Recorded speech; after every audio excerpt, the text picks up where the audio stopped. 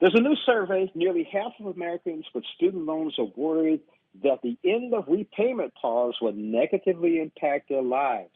Here to talk about that is Dr. Billy Hensley, President and CEO, National Endowment for Financial Education. Good morning, Dr. Hensley. How are you? Great. Thank you for having me on.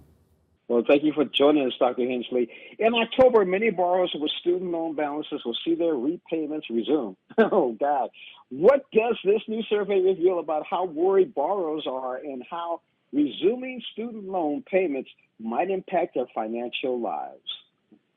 Right. I mean, for the first time in over 3 years, interest is accruing again and payments are due.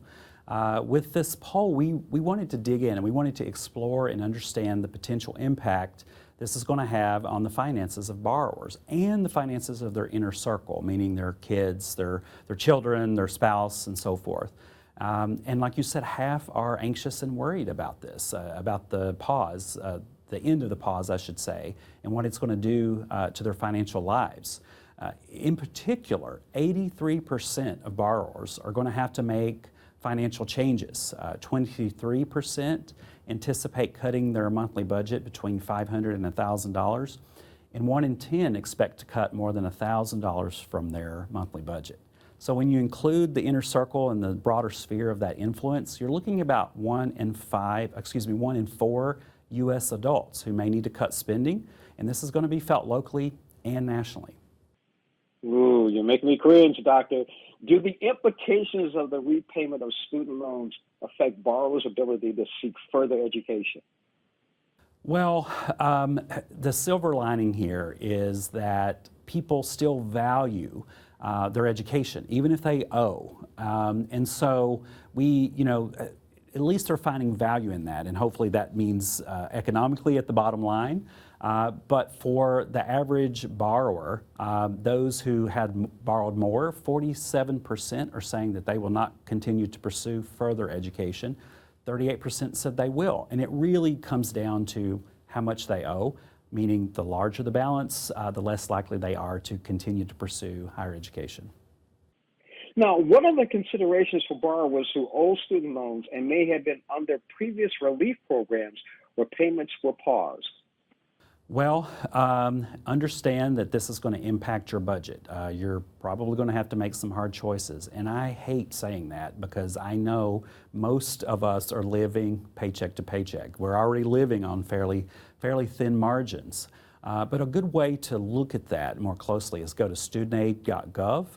They have a calculator where you can simulate repayment plans. You can put your information in, like your income and so forth, and then it will show you the right plan for your circumstance. And so arm yourself with good information like that. Also, make sure you know the difference, especially if you're considering something like consolidation. Understand the difference between public and private loans, because be cautious. Private loans, meaning those that are not guaranteed through the Department of Education, are most of them or many of them do not qualify for certain relief options that are administered through the U.S. Department of Education.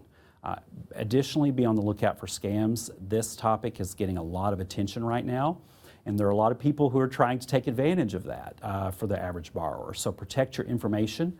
If it's too good to be true, it is. Student loan repayment is not a sexy thing. It's not a sexy product. So make sure you're not paying fees as well. Paying a fee will not improve the speed. It will not guarantee any kind of approval for relief. And just be aware. Arm yourself with great information at studentaid.gov.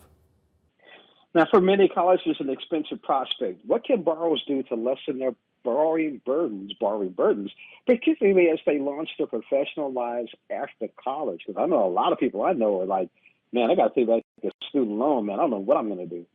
Right. I mean, I was one of those too. I was the first person in my family to go to college, and student loans helped me, provide an on-ramp really for me to navigate that. And so I have felt it myself, and I understand how tight this is on budgets. For anyone in high school or college now, make sure you're advocating for a quality financial education course. Our research and our data shows that if you have a financial education class taught by a well-trained educator, you're going to graduate college with less revolving debt, meaning credit cards. You're going to have a lower student loan balance. You're going to borrow better, essentially, and you're going to have a higher credit score. So that's a good place to start. For those that are in the process now, make sure you are understanding the difference between public and private loans. Make sure you are in the right repayment option. I know the Department of Education is releasing new repayment plans that are, in my opinion, they're actually better for borrowers, especially lower income borrowers who are early in their careers especially. And so the rate that you would pay back and the minimum payment would be more appropriate for what you can manage, hopefully, in your budget. So, and make sure you're borrowing the right amount for your need and that you're not over borrowing. That's a mistake many of us made, and myself I made. I borrowed more than I really needed for undergraduate, and make sure you are navigating that to cover tuition and you're not just taking out the maximum that you can borrow. I agree with you. We're speaking with Dr. Billy Hensley, President and CEO of National Endowment for Financial Education. Thank you for joining us on Morning Blend. Happy to be here.